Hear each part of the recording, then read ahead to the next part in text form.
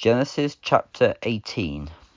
The Lord appeared to Abraham near the great oak trees of Mamre, while he sat in the tent door in the heat of the day. Abraham lifted up his eyes and looked, and saw 3 men standing across from him. When he saw them, he ran from the tent door to meet them, and bowed himself towards the ground. He said, "My Lord, if I have found favor in your sight, do not pass by your servant. Please let a little water be brought, and wash your feet, and rest yourselves under the tree. I will bring a piece of bread, so that you may refresh yourselves. After that you may pass on, now that you have come to your servant." And they said, "So do as you have said." So Abraham hurried into the tent to Sarah, and said, "Quickly prepare 3 measures of fine flour, knead it, and make cakes." Then Abraham ran to the herd, and took a choice and tender calf, and gave it to a servant, who hurried to prepare it.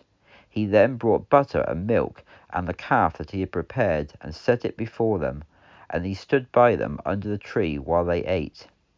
They said to him, "Where is Sarah your wife?" And he said, "There, in the tent." One of them said, "I will certainly return to you about this time next year, and Sarah your wife will have a son." And Sarah heard it in the tent door, which was behind him.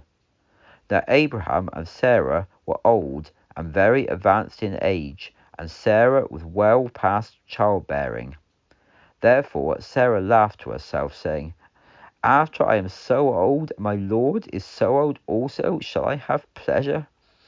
Then the Lord said to Abraham, "Why did Sarah laugh and say, 'Shall I surely bear a child when I am old?' Is anything too difficult for the Lord? At the appointed time I will return to you, at this time next year, and Sarah will have a son." Then Sarah denied it, saying, "I did not laugh," because she was afraid. But he said, "Yes, you did laugh." Then the men rose up and looked towards Sodom, and Abraham went with them to see them on their way. Then the Lord said, "Should I hide from Abraham what I am doing? Since Abraham will surely become a great and mighty nation, and all the nations of the earth will be blessed in him. I chose him, and he will instruct his children and his household after him to keep the way of the Lord by doing righteousness and justice, so that the Lord may bring to Abraham what he promised him."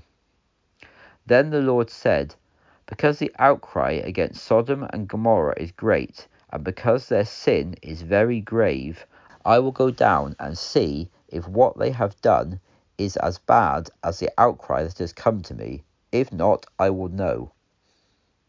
The men turned away from there and went towards Sodom, but Abraham remained standing before the Lord. Then Abraham drew near and said, "Shall you also destroy the righteous with the wicked? What if there are 50 righteous in the city? Shall you also destroy and not spare the place for the 50 righteous who are in it? Far be it from you to do such a thing as this, to slay the righteous with the wicked, so that the righteous should be treated like the wicked. Far be it from you. Should not the judge of all the earth do right?" So the Lord said, "If I find in Sodom 50 righteous within the city, then I will spare the entire place for their sakes." Then Abraham answered and said, "I, who am but dust and ashes, have taken it upon myself to speak to the Lord. Suppose there were 5 less than the 50 righteous. Will you destroy all the city for lack of 5? And he said, "If I find 45 there, I will not destroy it." And he spoke to him yet again and said, "Suppose there will be 40 found there." So he said, "I will not do it for the sake of 40. Then he said to him, "Let not the Lord be angry, and I will speak. Suppose there will be 30 found there." Again he said, "I will not do it if I find 30 there." He said, "Behold, I have undertaken to speak to the Lord. Suppose 20 are found there." He said, "I will not destroy it for the sake of 20. Then he said, Let not the Lord be angry, and I will speak only once more. Suppose 10 will be found there. Then he said, I will not destroy it for the sake of 10. So the Lord went his way as soon as he had stopped speaking to Abraham, and Abraham returned to his place.